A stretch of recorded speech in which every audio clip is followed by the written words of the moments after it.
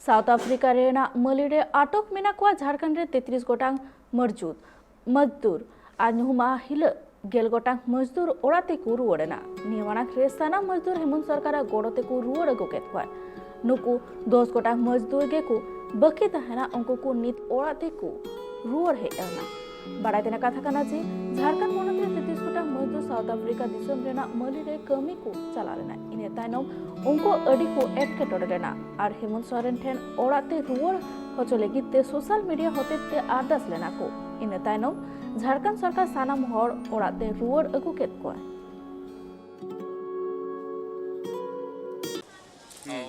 माली में हम काम कर रहे थे केएनपी कंपनी में।